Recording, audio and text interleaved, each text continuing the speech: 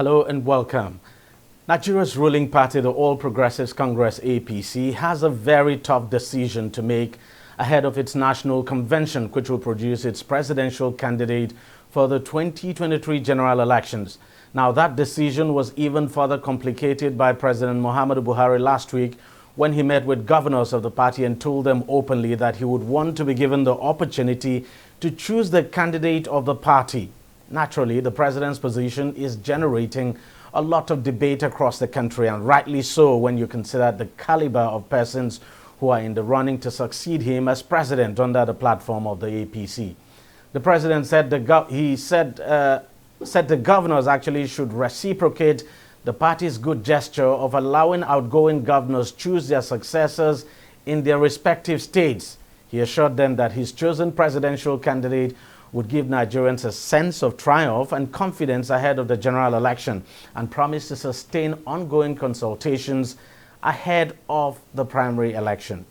While President Buhari's request has become a big talking point in the country, one of the presidential aspirants, Bola Tinubu, has been talking tough, saying it's only fair for him to emerge as the presidential candidate of the party, considering the efforts he deployed to ensure the party remains in power.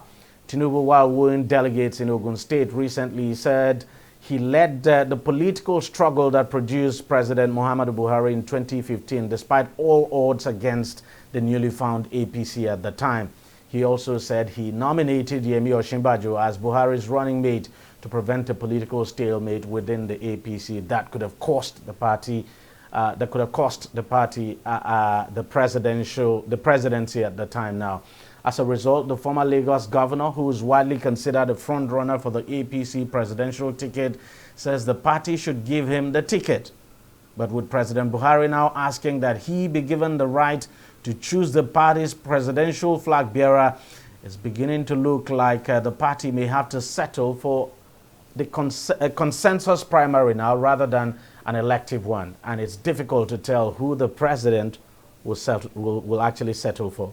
So there's currently an atmosphere of uncertainty hanging over the choice of the APC, because it is now beginning to seem everything will boil down to the president. Well, we'll wait and see how that plays out. Joining me to discuss this further now is Public Affairs Analyst Zaki Fatunke. Thank you very much, sir, for joining us on the program, and thanks for your time once again. You look at what is playing out in the APC. Let me start by asking you your take on that request made by the president. Thank you very much, DEJI. It's always a pleasure to be here with you. My take: the President of the Federal Republic of Nigeria, Muhammadu Buhari, is not necessarily asking for something that we were not expecting. Therefore, close watchers of the polity who recognize the fact that his body language, as people have termed it, has always been wanting to have a consensus. And consensus is not necessarily new. Some of his predecessors have also worked on consensus, albeit in the background, with a lot of brinkmanship. From what he has now openly pronounced turns into a shenanigan of sorts. Shenanigan from the perspective of the fact that in a game of football and in a game of fairness, you set the rules, and contestants come in and throw in their hats. We saw situations where forms for 100 million was given to virtually all Jack, Jill, Perry in the polity, only for you at seemingly end game to now say you should, and making that a pronouncement doesn't look to me as statesmanly. That perhaps could have been settled in the other room, the manner of speaking. But for him to have done what he did, at the time he did what he did, And given the fact that the perception of Nigerians and friends of Nigeria is the fact that the shift by INEC was solely and tangentially done for the sake of APC, right or wrong, I think Mr. President has clearly demonstrated that he is not running democracy. He appears to me not to be interested in democracy beyond mounting the fact that he wants democracy, and he has thrown a lot of confusion into the mix. Now, Deji, you also remember I made a statement in my last outing that the direction that we are all looking at, now getting much more open to a lot of people, was a position I held almost immediately after Bola Ahmed Tinubu threw in his hat, I'm going to say, Mr. President, and made his intention known. And Mr. President repeated the fact that he belongs to everybody and belongs to nobody. And I like to say that direction, right or wrong, is indicative of a hidden agenda that, one, the rotation gentlemanly agreed is not working, it's not been made to work, now finally nailed on the head by the emergence of Atiku Abubakar, and that a lot of people believed. I had predicted this since about January. Okay, again, let me make this point clear. My heart, my feel is for us to have a president from the Igbo extraction. And I had repeated that the kind of large heart, despite Bola Tinubu's life ambition, is that he is quite detribalized. And that if the Indigo could get to speak the kind of language that we expect to be spoken in politics, I won't go beyond that. I want to go for the Indigo. And I then said that if the Indigo is not ready, the most potent person to face any other opponent, worse than all, is Bola Ahmed Tinubu. And now that Atiku Abubakar has emerged in PDP, a seeming Fulani, I think the the ruling party is dovetailing into the fact that whether you like it or not, their hearts, their minds is also not wanting to zone elsewhere, but to get it back to the north, and continue the northern hegemony for the next 8 years. And let me ask you, I mean that's a genuine concern, and it's a concern that I also share as well. But how easy do you think, for instance, it will be for we don't know who the president would settle for, because even though we're looking at a consensus, let's not forget that the consensus we're talking about here is like the president choosing somebody and others or other people falling in line, if you like. So you actually cannot define that as a consensus.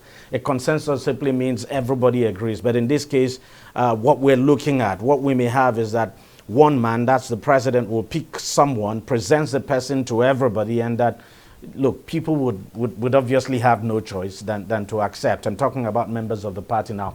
Do you think it's really, the president is really going to find it easy, for instance, if he chose someone from the north? I will say yes. I mean, zero-sum game. We got no choice at the end of the day. And then the pundits will come and say, well, if it is about the game of numbers, the only person perhaps that will be able to help dilute what is going to happen out there in the north has to be a northerner.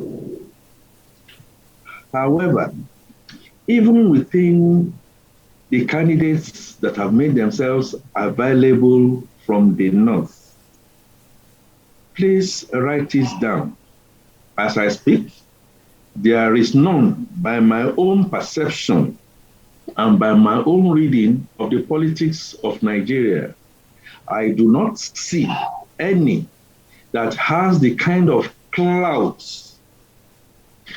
whether from point of religion, whether from point of reach, whether from point of philanthropy, since the time of the late MKO Abiola, than we have in Bola Ahmed Tinubu.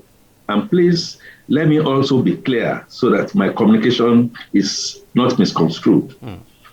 In the South, there are juggernauts and juggernauts upon juggernauts that can be chosen. Unfortunately, the kind of juggernauts that I would have loved to see, that I wanted to see coming from the Southeast, and from the kind of decibels that is coming from that, highly politicized parts of the country, people I have a lot of respect for. I am seeing nobody with the kind of clouds, from that parts of the country now. So having said that, I was routing, therefore, it's like, what kind of hope can this happen? That if you could have gotten somebody in the mold of Peter Obi, then we are there. But other than that, I am afraid I have not seen as many as can come in. So we now come back to the South-South and then come back to the Southwest. I already dealt with Southwest. And I think the candidacy of the current vice president, Professor Yemi Osinbajo, is also as strong, if only the Southwest can agree and get the anointing of one singular man that has made quite a number of them, whether it is the Ekiti, whether it's in Ogun State, whether it's in Osun, elsewhere. And if that is not happening, I guess I come back to answer your question. How easy is it going to be for the president if the thinking of the president is to look for just anybody that will be a whipping boy or a whipping girl, if eventually that comes on, to an Atiku, pure and simple. Meanwhile, the Southwest is tearing itself apart with so many. The Southeast also looking at situations and coming with some of the things I begin to read, that the reality of Nigeria is such that, look, we better just support a particular person, and that person is going to come from the north. Sorry to interrupt, sir. He's going to find it relatively easy on a divide and rule basis. Don't forget, DG, we are talking about a president that have said in different forums that is the most powerful on the surface of the earth today in terms of, let me quickly ask you this. Sorry to interject. Let us look at the two top aspirants of the APC from the Southwest. I mean, obviously the vice president and Bola Ahmed Tinubu. No, there's no question at all. Now, the challenge is, why do you think? Because I can't see any meeting between both men at all. Nobody is initiating any move, to meet with the order, to try and put forward a common front. Why is it so difficult? Why is it so difficult to achieve that? And do you think this is something that can be achieved before the primary takes place? The reason I'm asking this is, look, the president can just decide that, because there would appear, whether we like it or not, supporters of both men are clashing as we speak. And if you continue to have this clash, it may not be out of place to say, you know what, well, since picking one of you would result in a bigger problem, why not let's look at another side and then pick someone from somewhere else? Why is it difficult for both sides now to meet and, strike some kind of deal and agreement? I like to say again, for me, first of all, DG, I think attempts have been made. I know former governor of Ogun State, Segun Oshoba, and a few elders tried to put virtually the two and perhaps others. And from what we are reading now, that must have ended in a stalemate, which I think is not only good for the Southwest, for the rest of Nigeria. I made a statement on this television some time ago, and you asked a question similar to. I believe that President to be, probably president, the vice president right now, Yemi Osinbajo, is not only eminently qualified, was supported and knighted by the political machinery of Bola Ahmed Tinubu. And I had asked, is it conceivable that the vice president did not, even if like a wink in the dark, say, my boss, I think I am going to go for this, and I think I should have your blessings, and what have you. I am not saying that would have given him the red carpet. But the question, maybe that didn't happen. Now, if that didn't happen, then something morally deficient is in there. If that happened, and then when I get back to Bola Ahmed Tinubu, what else do you want? You have made all these guys anyway, and if the handwriting is on the wall to indicate to you that, quote unquote, some people call them cabals or call them Mr. President himself, for one reason or the other, is not prepared to allow you to run. And if Nigerians are saying, no, we are not prepared to allow you to run, after all, according to you, Mr. President wanted to make you a vice president at one point in time, but for the Muslim ticket. And you graciously and sagaciously looked at that, and you said, now, I don't see any reason why, personally, I don't see any reason why Bola Ahmed Tinubu should not have said, okay, right, go ahead, rather than we lose it all. Let's go that angle. But the higher moral ground for me will be whether it is Bola Ahmed Tinubu, whether it is Osinbajo, whether it is Fayemi or some other persons, should have teamed up and agree that perhaps let the Yoruba republicanism come in, and let some common fairness come into it. Let us support somebody from the southeastern extraction. So you don't win. So why not, rather than all get into a position that we are going to lose?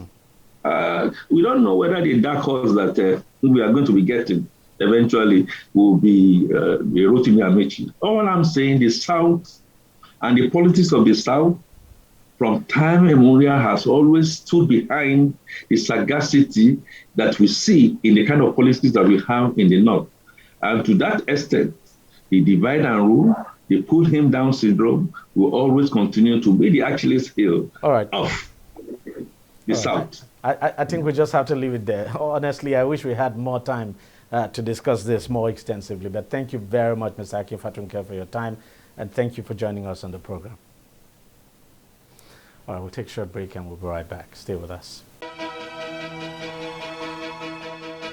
Opinions are free, facts are sacred, but truth is universal. How, in practical terms, can we, for instance, de-escalate the tension? President must see himself as the President of the Federal Republic. We know where the enemy is. 3 places. The Lake Chad Basin, the border area between Nigeria and Cameroon, and then the Sambisa Forest. On DEJI360, we give you a complete dose of everything. Opinion, facts, and undiluted truth. I hardly believe what politicians are saying in this part of the world. A new Nigeria is possible, a future is possible. We delve into the issues, dissect it so that you can understand it, use it to take action.